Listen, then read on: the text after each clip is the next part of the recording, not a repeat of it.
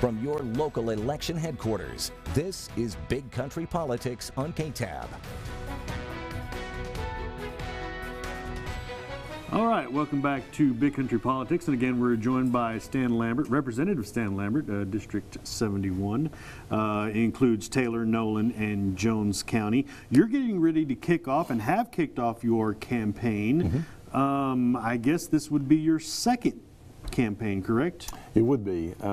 We did run a very strong campaign in the very first primary that I was involved in. We had four other Republicans that were vying for this seat, and so that happened, of course, in 2016, and then we had the general election at the end of 2016, and then went into session in January, and then we had the end of the session in May, but then we had the special session, of course, that the governor called us back to have. So yeah, this is now moving into the second phase, or the second term, and we're looking forward to moving into the campaign and doing some things to make sure that rural Texas is represented, that we have a good handle on the issues, the problems, the things that are facing our cities, our counties, our constituents that live in all three counties that we represent, and then make sure that we've got a good handle on proposed legislation that we want to take forward.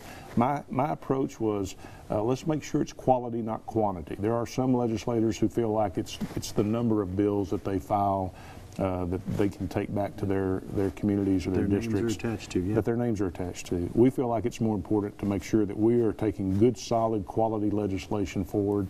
We passed 11 out of 13 bills. Not all of those bills in the last session were bills that I authored. They were other representatives may have had a bill that we piggybacked, or we actually took the theme of our legislation and attached it to. So.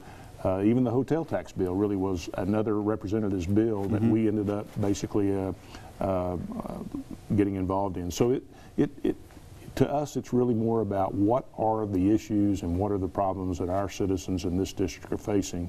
And in many cases, those are similar problems that other rural Texans and other places in the state are having as well. So hearing what our other representatives are dealing with and what they're talking about as far as moving forward with the proposed legislation is really important to us. School finance, if you want to talk about the four main topics that a lot of people talk about, it's education, it's education, it's healthcare, it's roads and transportation, and it's jobs, Victor.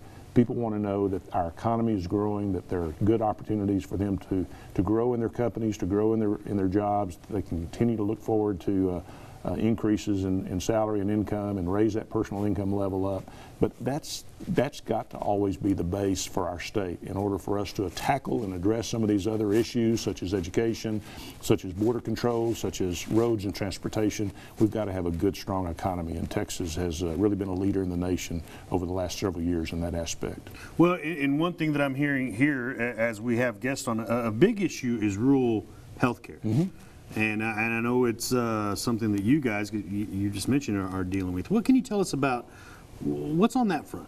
Well, it's really it's a mathematical problem, because basically in our rural areas we've got declining populations, and as you know, and as we've seen even in Abilene, we see our young people as they move on, whether it's in their careers, whether they go to college elsewhere, whether they continue in their professional career. Many of them move off. They think maybe the job opportunities are in the Metroplex or in the Houston area or San Antonio, Austin area.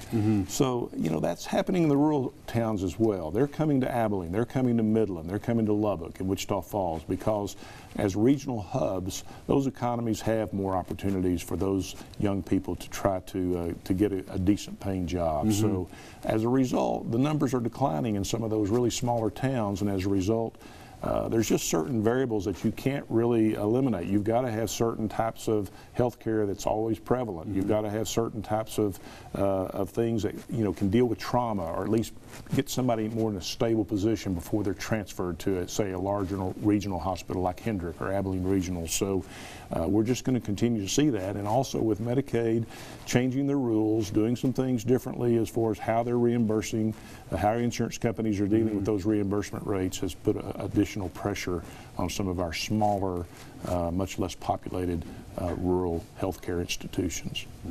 Well, that just gives you a little taste of what your campaign is going to be about. And I wanted to mention you have a forum coming up October 1st. October the 1st, I believe it's being sponsored and put on by the Chamber of Commerce here in Abilene. I believe it's going to be located at the Convention Center, Public Library. I'm sorry, second floor of the Public Library. And certainly the public is welcome to attend and look forward to that. So. All right, Representative Stan Lambert, thank you very much for joining us once again on Big Country Politics. Thank you. All right, we'll be right back.